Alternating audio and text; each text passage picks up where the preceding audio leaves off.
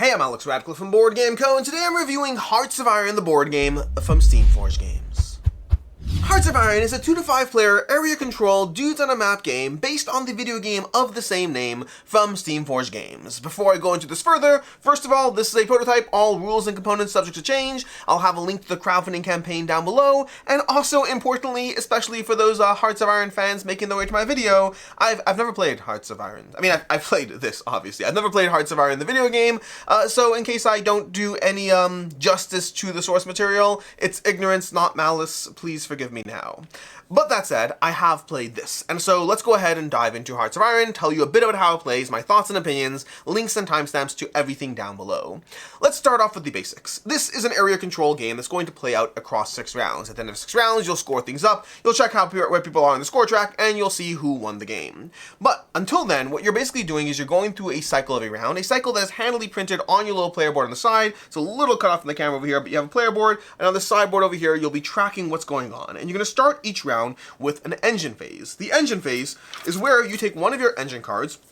You'll start the game with 5, but you do have the ability to gather more as the game goes on. You'll pick an engine card and you'll play that engine card. Engine cards generally will give you a benefit that you get. So for example, I'll start with my favorite one, which granted can be a little predictable, but it still works for me. We'll start with technological progress. Gain 2, or if you have 0, gain 4. I did it wrong. Where is the, here I want. Industrial push, my bad. Industrial push. Gain 2, or if you have 0, gain 4 instead. That's going to be our political power, will gain 2. And then doing the construction step, after constructing your first factory, you may spend a manpower to construct a second factory. It's a good early game card because it's going to get your factories up on the board faster, and more factories means more production means more units means more ways to smack the other players in the face, as well as the non-player players in the face.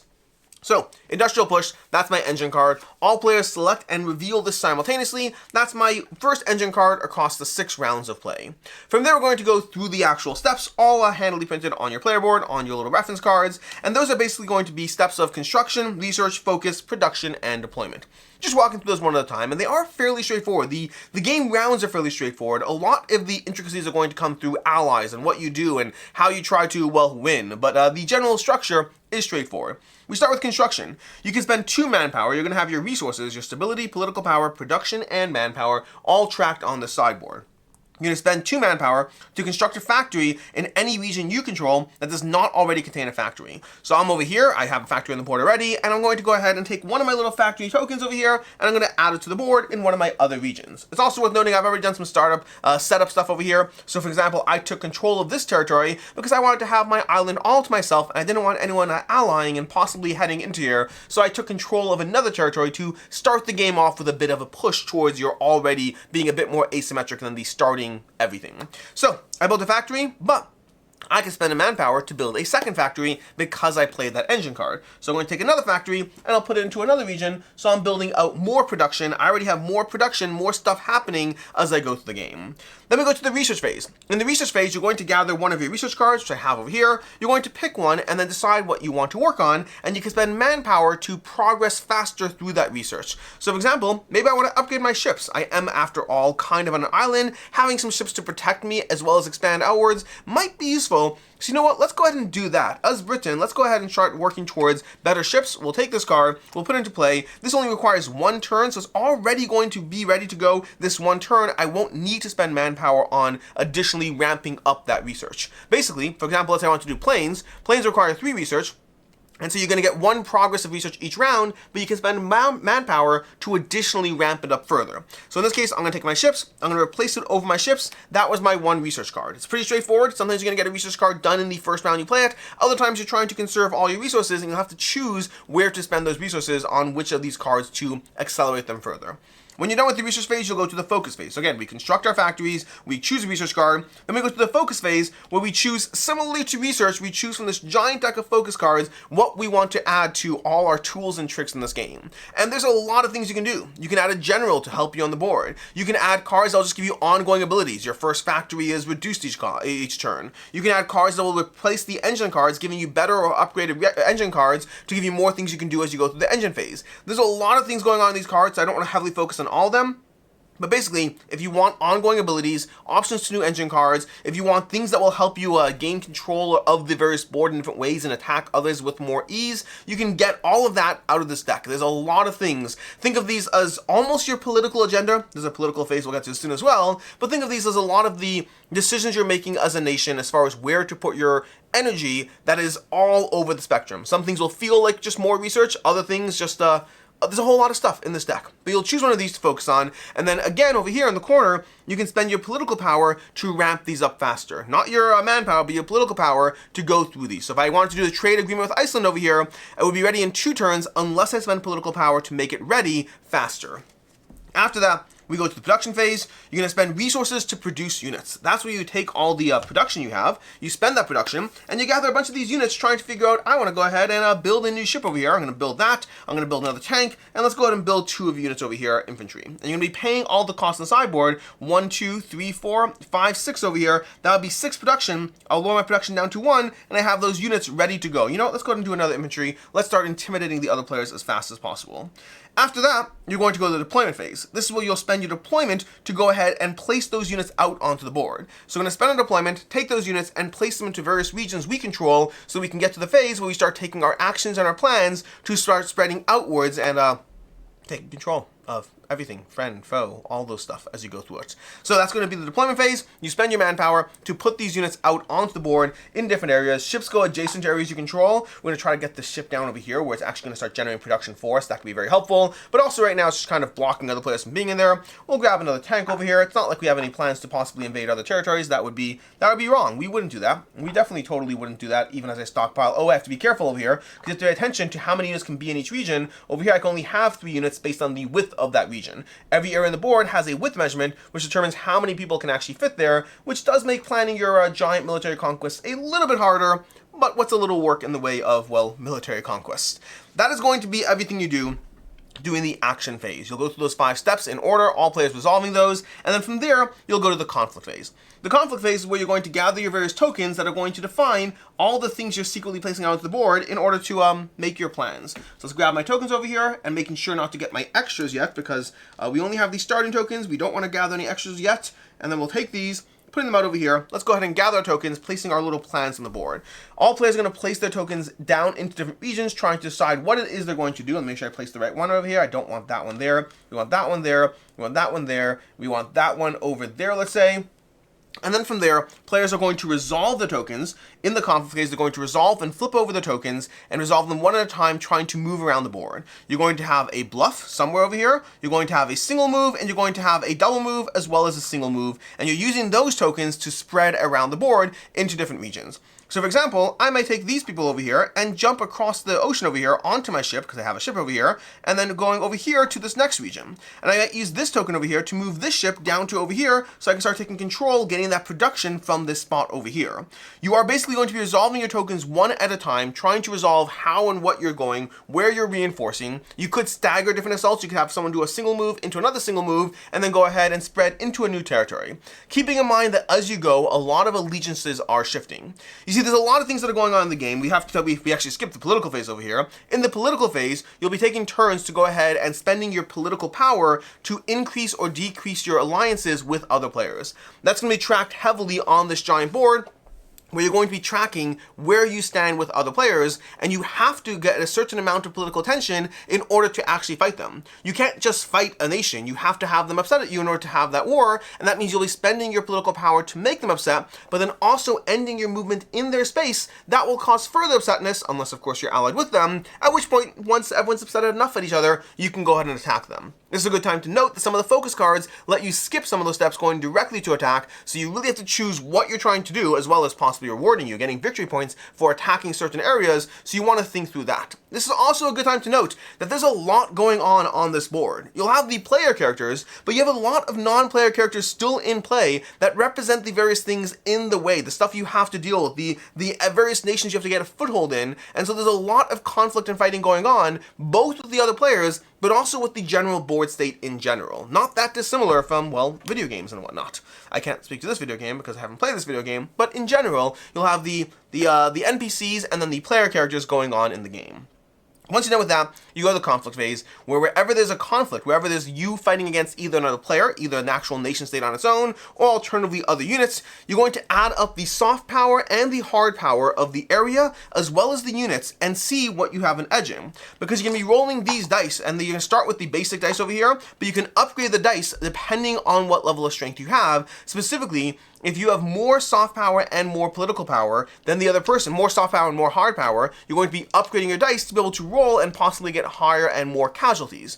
In order to go ahead and invade a place, you need to inflict a casualty against the area, although they might be inflicting casualties against you as well, and that might result in players removing their units on the board, and you do need to have those infantry in order to actually take control of a region. Weirdly enough, a plane on its own is kind of hard to invade a country with. And so you're going to go through the area, resolving these conflicts one at a time as you go through it.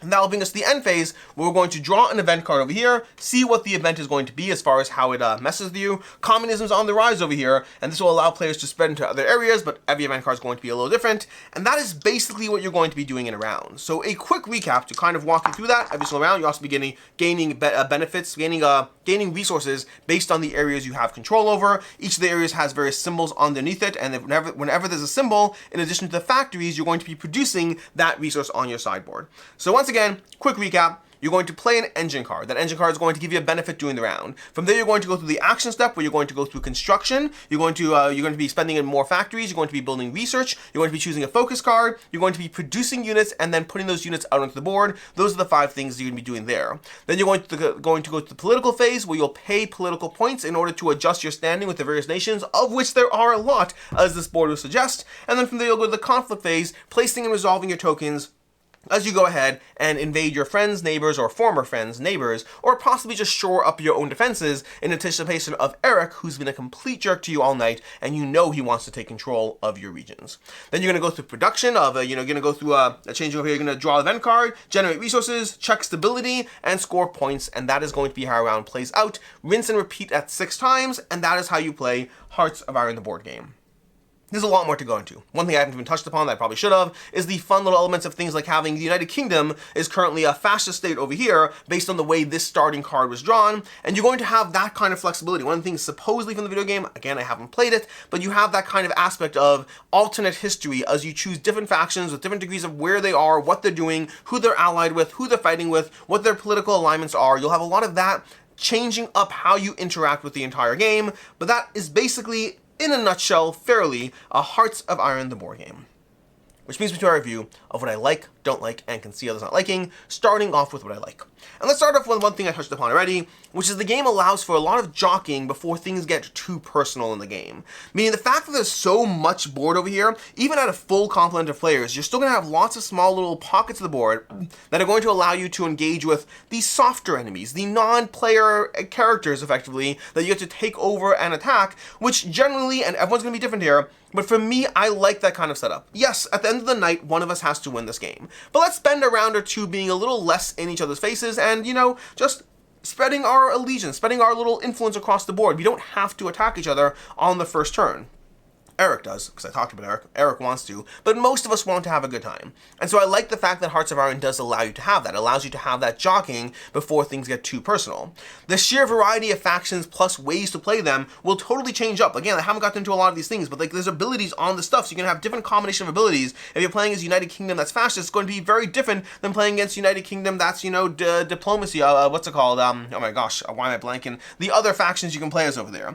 But basically, you have a lot of variety when the factions and the ways to play those factions, not just, that's before the game even begins, but for the ways to play those factions. The game itself is pretty straightforward and easy to teach. This follows a pretty linear aspect as far as how things go, but there's a ton of variety as far as how it will play out. The focus, the research, the engine cards, all of these things are straightforward, but give you a lot of flexibility to how you're going to develop your nations as you go. Choosing different research, again, trying to build up my ships on round 1 is going to give me a lot more reason to try to attack these shoreline factions. Lending support, we haven't gotten into it, but in combat there's going to be a concept of support. Lending your support to others is going to be incredibly key depending on what you're doing. On this half of the board, those ships aren't going to help you at all. But if you want to take control of the entire seaboard over here, you might really want to build up those regions and those ships. And that's going to be a very different game if I focus on that as opposed to if I focus on planes and starting to spread across the continent quickly. The fact that I chose to take over this country right here as opposed to starting off with an ally with another country and then spawning units on the other side of the board, because you can do that as well. There's so much decision space around these tiny little aspects of what you take over, who you ally with in the game. Again, allying with non-player characters as well,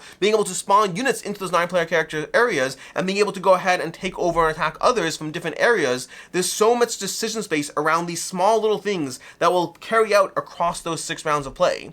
Support makes everything on the board incredibly important. Knowing how everything's going to feed into each other and knowing where to cut through enemy lines to cripple and dismantle that support so that they can't benefit from it is going to, again, add a lot of strategic aspect to what you're doing and how you play. The hidden tokens in general, I like games that have that hidden tokens, that aspect of, okay, we've done all the things, but how are we actually resolving it? It's not just turn-based, you move here, I move here. No, we have to kind of decide how things are going to play out to a certain extent right now, then start revealing and resolving, and not knowing exactly what Eric was or wasn't going to do is totally going to change my actions as I play it. And so there's a lot of jockeying in every sense of the word. There's jockeying with the NPCs and trying to get that board influence before the game begins. There's choosing which cards, research, focus, engine, all of those, how they're going to help you. There's choosing how to plan your actions. What's going to be your tactical take on the board? Where are you pushing to control more? Where are you starting to cut into those other players? Because you do need to be mindful that they are growing. When do you need to start teaming up with other players to take down that leader who's starting to overwhelm a little bit too much as a threat? And all of this works incredibly well, and it works well at a variety of player counts. This works great at 2 players as well. I've had one game at 2 players that is surprisingly not bad considering what type of game this is, the amount going on at 2 players. Again, it leaves you more of the board to spread out on, which I do like, before you start having to get each other's faces, but it works well at different player counts as well. As far as things I don't like in the game, first of all, the board at a glance is not easy to see what's going on. Honestly, one of my bigger complaints about the game is going to be that immediate visibility aspect on 2 fronts. First of all, just looking at the board, trying to see what's going on at the board, trying to see the locations you control, the military strengths there are. There's a lot of trying to read the board to see information so that you can make decisions. The troops on their own, that part's great, but trying to see what any spot on the board is and also having that aspect where you're peeking around at the board, sometimes fairly obviously, as in a way that I wish I didn't have to. But then the players might see that, yes, I am trying to see what numbers are in this region here because I am trying to move across there, but that already gives them the information about the things I'm doing as well as the things I'm not doing. And so board visibility and comprehension at a glance is very low. And that's also true in terms of tracking your production resources. At the end of every round, you have to count up what your production is, and you have to make plans based on your production, but it's not easy at a glance to see that you're producing, X amount of political power, X amount of production, X amount of manpower. It is not easy to see that. I do hope that in the final game, again, prototype, rules, components have to change. I do hope that in the final game, they have some sort of tracker for that. Granted, you might have to recheck it at times, but having a general idea of what I'm actually doing in the game as opposed to having to recount it every turn would be helpful to me as a player. I'll also say, and again, prototype asterisk here, the balance around the player factions versus non-player factions, the minor nations versus major nations, does need to be addressed. You'll have cards you draw in the event deck that will have different things, or even not just the event deck, but your own personal goals. What you're trying to do in the game will be different depending on whether you're dealing with a player or non-player faction. Even on your own individual boards over here, sometimes you'll have things that reward you for certain things, but if that player, if Germany is in play or if they're not in play, will make some things drastically harder or not harder. Meaning right now, the game, I very rarely like to accuse a game of balance or imbalance without dozens and dozens of plays in my belt. But at a glance, I can tell you, the game is clearly not balanced around minor versus major nations. The things you have to do, and the fact that those things are the same, whether you're dealing with the minor nation, the NPC, or a major nation, an actual player, that's not balanced. But again, asterisk here, I already know from having talked to Steamforged, they are already aware of this and are addressing this. So I have to call it out because that's when I experienced playing it, but I also want to call out they are aware of and do plan on addressing that and tweaking it so that things are different whether you're facing off against a player or a NPC in the game. And then lastly, and worth mentioning, I've never been a fan of modern war themes, and granted it's not modern war, but anything vaguely modern. I like my wars futuristic or fantasy or way back in the past and all those things. In general, the more modern a war gets, the less into the theme I am as a player. Things like Axis and Allies are not my go-to, and that's going to be true here as well. It's a little bit less my ideal theme, even though the gameplay itself is pretty solid. As far as what I can see others not liking, a few things here. First of all, this is not a friendly game. As much as it can start off with you jockeying for the NPC stuff, which again, that might be a group preference. That's been my group's preference in general. We don't actually have an Eric. Eric is not around anymore. We got rid of him from our game group. But we generally like trying to spread out a little more peacefully first. You don't have to, and sometimes things will happen, but it's usually not too much in these other faces. But once you get past those first few turns, or if your group likes to be a little more aggressive from the get-go, this is a game where your plans will be foiled, your troops will be lost, the things you were trying to do can fall apart, and especially if you're doing it early on, it can fall apart early. This is a game where you're going to want to build out in different ways, and if you aren't able to, as soon as you get to turn 2, I'm building up more production than you are because I had my first turns go well, and so that's going to be a thing you want to be very mindful as you go.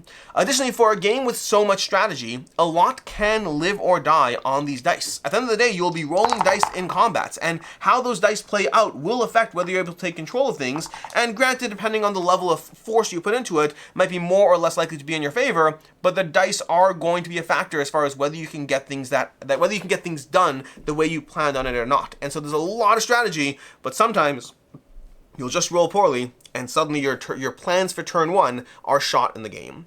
And then lastly, and this is something I actively like, but can be something you're frustrated by, the diplomacy in the game between the players is going to be a big thing. If you are a player who is winning the game, if you are actively doing well in the game, the other players can and will be ganging up against you. This is one of those games where you have to manage how much of a force you want to be. If you start being the aggressor and being successful and start taking over the board, you will have other players trying to shut you down. You need to kind of prep yourself in a way that you're a little bit more withdrawn, either a little bit more defensive, or going for victory but not too much, making sure that Eric is a threat and people are targeting Eric and you're just the person pointing the finger. You do need to play the politics at the table as well as the politics in the game, and for some players that's just not what they're looking for. As far as final thoughts on Hearts of Iron, the board game, I overall really appreciate this. I didn't even say this part, but I like the fact that the game limits itself to 6 rounds. This is not a game that's going to draw out forever. This is not a game that's going to draw out to its bitter conclusion. This is a game where you'll go through it, you'll play those 6 rounds, you'll see who's the victor is, and hopefully you did not have a miserable time because your plans were not being shot down the entire time, either by the dice or by the other players. But overall, it does a good job of giving you that dudes on a map, area control style game, that slight RTS but not quite RTS feel to it in a board games form. You're going to be planning around a lot of things and everything is good for you. You're just trying to choose what's the best for you. Some of the things will take a little longer to build out than you want, especially towards later rounds. Again, it's something I should have included in things I don't like, but working towards some of these plans in later rounds feels like there's not always enough fruition to them. But fortunately, especially with your focus cards, there's a lot of different opportunities as far as what you're doing. Some things you want to build out early, those discounts, other things you start focusing on later round differences. And so there's a lot of flexibility to all the decisions you're making as you try to build up your production and set yourself up for world or partial world domination.